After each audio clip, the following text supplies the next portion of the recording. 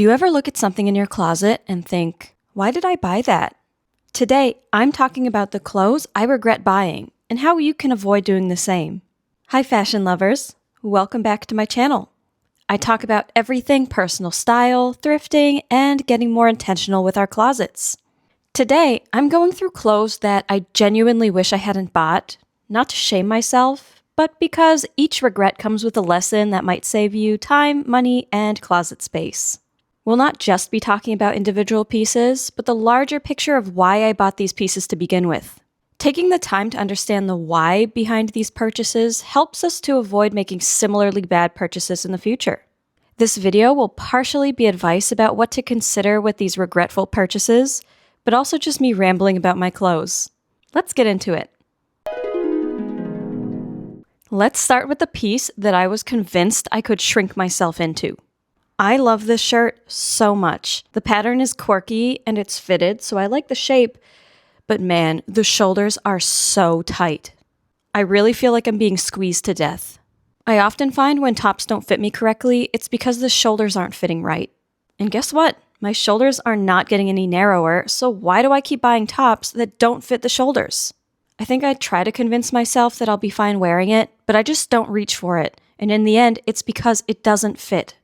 Here's another example. This is a secondhand jacket that honestly I should have returned, but I really love animal print and I didn't think the tight sleeves would be a problem.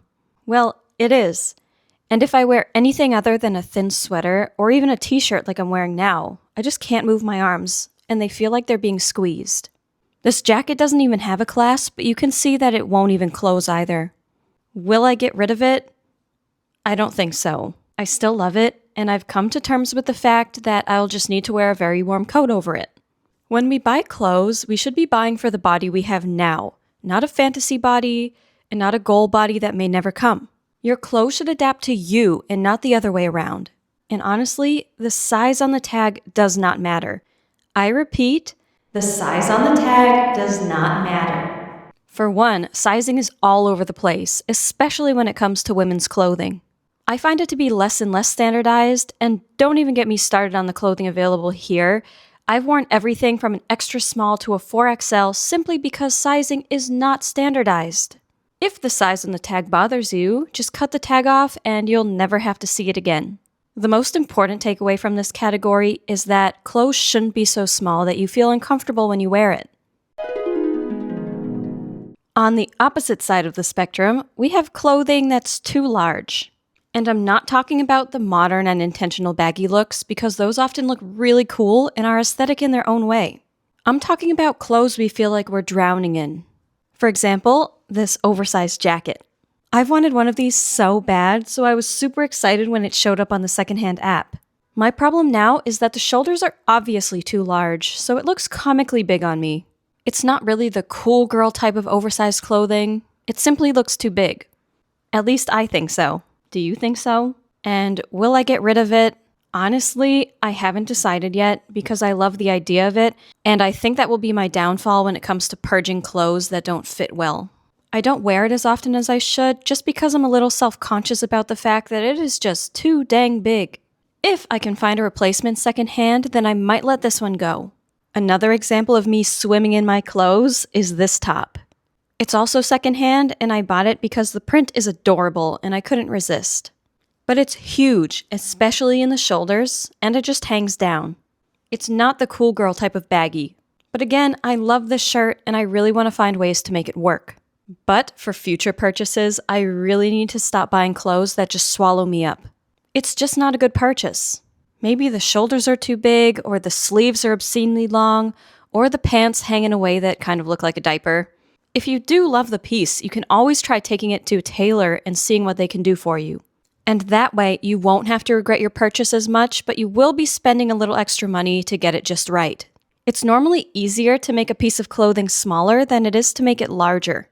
Remember, tailoring is a good gift for those who don't even know it's an option or are hesitant to try it on their own. Okay, here's one that I think most of us can relate to. Maybe that piece of clothing was just so beautiful, you tried to overlook the fact that it feels horrible. Beauty is pain, right? Wrong. Let's take this top for example. You've seen this top in a past video, and there I discussed how the collar is quite uncomfortable and the mesh fabric is very itchy. I've had it in my closet for years, but why did I even buy it? Because it's so pretty, isn't it? It's a peplum style, but super unique, so I don't really see it as being outdated. The details are whimsical and fairy-like, and I objectively like how it looks.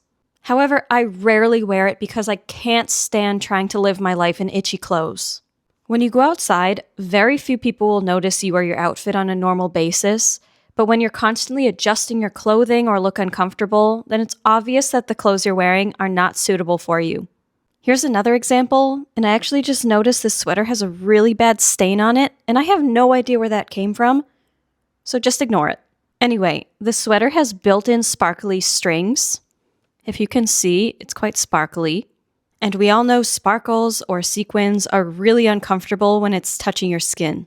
This is such a weird sweater, and the cat, I think it's a cat, really freaks people out. So I love it.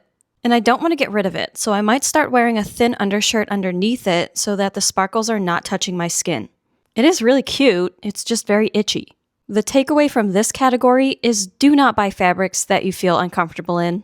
Maybe that means very itchy wool, polyester, or other synthetic fabrics that just make you sweat, feel itchy, or otherwise. As cute as an item may be, is it really worth it if you're going to be extremely uncomfortable all day until you take it off? If you're in a physical store, make sure you feel the fabric and try it on if you can. If you're shopping online, make sure the listing has the fabric content or ask the seller for more details. Be kind to yourself. You don't need to suffer in uncomfortable clothing. When it comes to colors, I think there could be two potential issues. The first is if it clashes with your skin tone, and the second is if you actually like the color or not and how you feel when you wear it. There are ways to wear colors that don't work well with your skin tone. Common fixes are wearing your better colors closer to your face, or wearing a scarf or a bold necklace. But I have this dress that I wear in the summertime, so I'm not going to be wearing a scarf then. I just feel so bland in this color. I own the exact same dress in green, and it makes me feel pretty and whimsical. It's one of my favorites, and I wear it so often during the summer. This pink one just kind of drags me down, if you know what I mean. It's not a color that brings me joy, and it actually took a really long time for me to realize that. I'm not saying you have to go out and do a color analysis and be limited to colors that supposedly suit you perfectly, although it is a good option for some people, and you do get plenty of colors that you'll look great in. But I am saying that you should at least like the colors that you're wearing. Always ask yourself before buying something, how do you feel in this color? Does it go with the rest of your wardrobe? Is it easy to style? Another example of colors I don't vibe with is wearing black. I just don't like it, except for Halloween, of course. But I rarely wear black on a day-to-day basis just because the color is not joyful to me. It tends to drag my mood down, and it's just not a color I feel comfortable wearing a lot of. Now, many people might say the same thing about bright colors. It's all about the individual and their preferences. So the question I have is, why do I own so much black? I thought it was a wardrobe staple. I thought I needed to have multiple black tops and multiple black skirts just because a wardrobe is supposed to have it.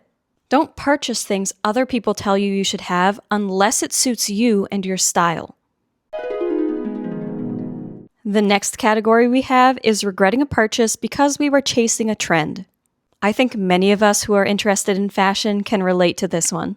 We were influenced by ads or by Instagrammers or YouTubers who follow the latest trends, and we just must have it too. Except later I noticed that those people never seem to wear that trend again, and then they move on to the next trend. And then the next trend. When will the buying stop? I don't want to be like that, but it is difficult for sure. I try to be picky about which trends I hop onto, and I wait until I'm able to find it secondhand, for example, polka dots. But I have another example of a trend that maybe I shouldn't have bought into. I don't know. We're moving away from clothes here for a second.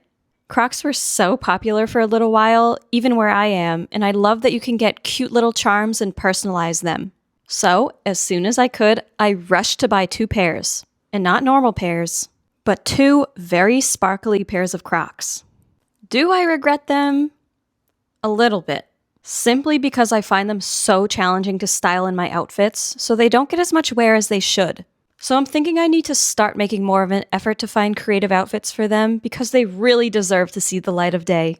They're amazing, and I do love them, and I do not plan on getting rid of them. So if you hate Crocs, feel free to regret this purchase for me. What I do regret about it is not taking time to consider which color or style of Crocs might suit my wardrobe more.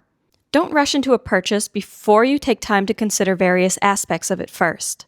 I also do have a clothing item for this category as well, and it did take a little while to think about it because I have been pretty good about thinking about which trends I really like before jumping in. It's this little ruffly skirt, and I bought it because it reminds me of the bloomer shorts trend. And I didn't really want to buy the bloomer shorts themselves, so I thought that this would be a good alternative. The problem for me is that I rarely wear short skirts. My preference just happens to be longer skirts, and I do live in a wind tunnel, so it's about comfortability as well. Of course, flouncy, girly items are part of my style at times, but I did not stop to consider if I would actually enjoy wearing this skirt, and surprise, I don't really. It just feels too short for me, and the built-in shorts are made from a slippery material that easily ride up. If I wanted to layer the skirt, I would need to cut the built-in shorts, and I'm not sure I really want to do that. It's just not a great purchase, and it's also one that could fit into the next category. I think we've all been there when we see something in a store or online, and in that moment of time, we absolutely must own that item. Or maybe you're like me and feel bad leaving a charity shop empty-handed, especially if the proceeds do actually go to a good charity. But that might actually be a me problem, so let me know if you can relate. For this particular piece, I bought it at one of our chain charity shops here because I wanted to buy something to help out.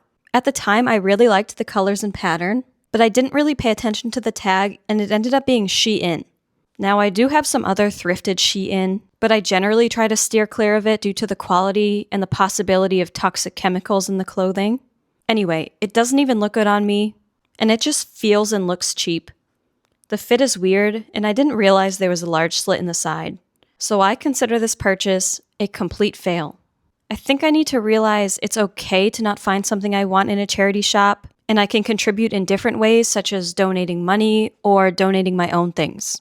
Here's another impulse purchase that often just sits in my closet because it doesn't work for me the way I wanted it to. I bought it as soon as I saw it because I really like this color, and it's just a really beautiful cardigan. My problem with it is that it doesn't sit right on me because of the band around the waist. It's also difficult to find clothes to go under it because it's quite fitted in the arms.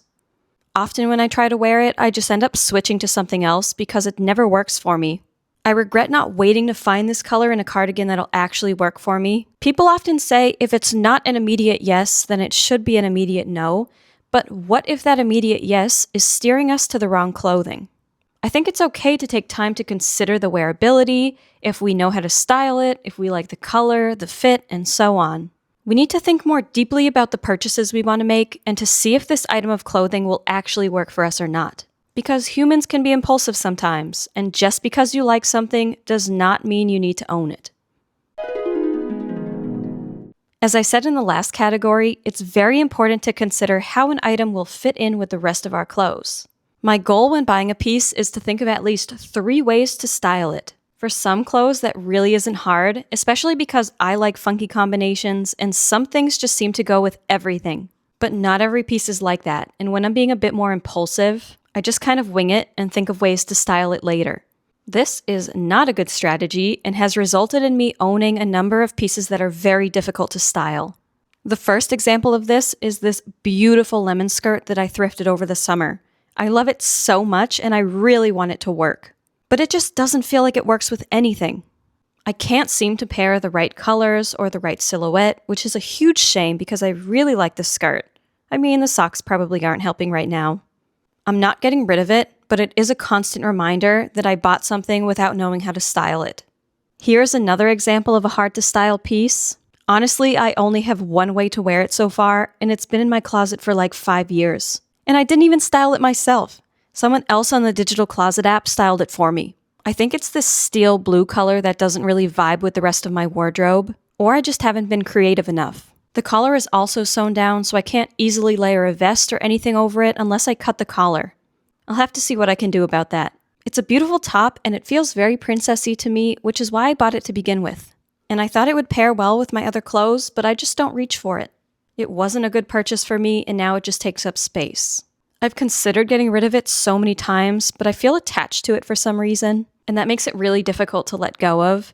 And I feel like I do have a hoarder mentality when it comes to my clothes, which makes it really hard to let go of my pieces, especially if I can see even the smallest bit of potential in the clothing, even though I never feel like wearing it. But I have let go of clothes in the past that I wish I had not, and I still think of it often. And it's obviously not the end of the world, but it is something that makes it difficult for me to let go of my clothes if I'm not 100% sure, and I'm not sure I ever am.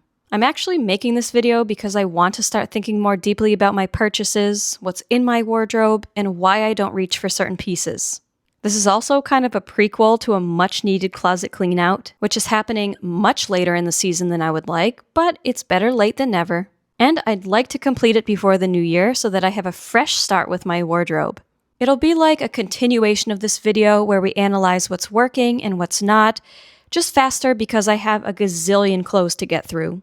Well, those are just some of the purchases I regret and why, and hopefully it can inspire you to think more deeply about your closet and why you regret some of the purchases you made. In an ideal world, we would all buy clothing that suits us perfectly, are easy to style, and brings us joy. Until that happens, we need to keep figuring out why we make the bad decisions that we do. It's just a part of life. And will I ever regret a purchase again?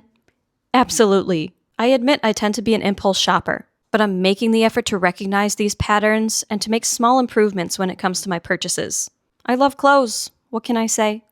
I'd love to hear about items that you've regretted buying and why, so let me know down in the comments. Don't forget to subscribe if you enjoyed this video. I appreciate every single one of you for being here and watching me ramble about clothes and other things. Thanks for hanging out today, and I'll see you in the next video. Bye!